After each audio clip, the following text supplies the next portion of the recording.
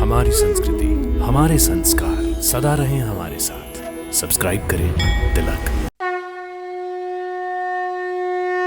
भक्तों नमस्कार, प्रणाम और सादर अभिनंदन।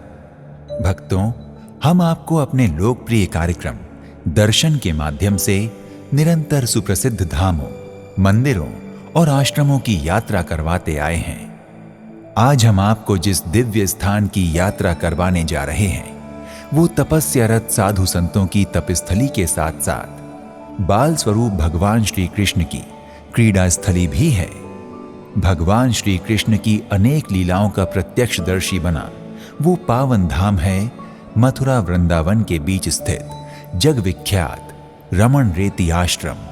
प्राचीन काल में ऋषियों के आश्रम में ऋषि वहीं आश्रम बनाते थे या वहीं साधना करते थे जहाँ पर कृष्ण मृग के खुर चरण के पद चिन्ह जो वो दिखाई देते थे, या जहाँ गौ माता विचरण करती थी, गोचारण होता था, वो स्थली यज्ञ के और साधना के योग्य भूमि होती थी। भक्तों, रमण रेती आश्रम के ठीक सामने हिरणों के लिए शासकीय हिरण अभयारण्य है।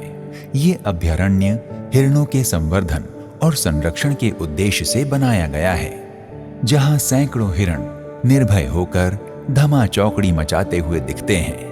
कहा जाता है कि इस अभयारण्य के लिए शासन को हिरणों के कल्याण हेतु संपूर्ण भूमि रमण रेती आश्रम के द्वारा प्रदान की गई है। भक्तों, रमण रेती आश्रम में स्वागत कक्ष के नाम से एक भव्य कार्यालय है, जहां श्रद्धालुओं, भक्तों, यात्रियों और पर्यटकों को आश्रम से संबंधित हर विषय, नियम, विधान और सेवा पूजा की संपूर्ण जानकारी विस्तृत रूप से प्रदान की जाती है।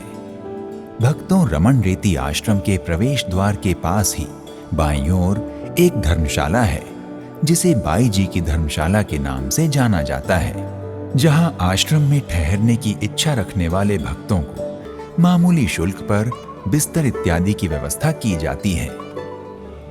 भक्तों, अगर आप रमण रेती जाने की योजना पर विचार कर रहे हैं तो बता दें कि रमण रेती मथुरा और वृंदावन के बीच गोकुल में स्थित है। ये समूचे विश्व का प्रसिद्ध आध्यात्मिक, धार्मिक व पर्यटन स्थल है। भक्तों, अगर आप वृंदावन के रमण रेती आश्रम पहुंचकर श्री कृष्ण के दर्शन पूजन करने के इच्छुक हैं और उनका कृपा प्रसाद ग्रहण करना चाहते हैं तो अपने बजट, क्षमता और सुविधा अनुसार यात्रा का शुभारंभ कीजिए। तो आज के इस एपिसोड में इतना ही। एक नए धाम की यात्रा में फिर मिलते हैं। नमस्कार, प्रणाम, इति शुभम।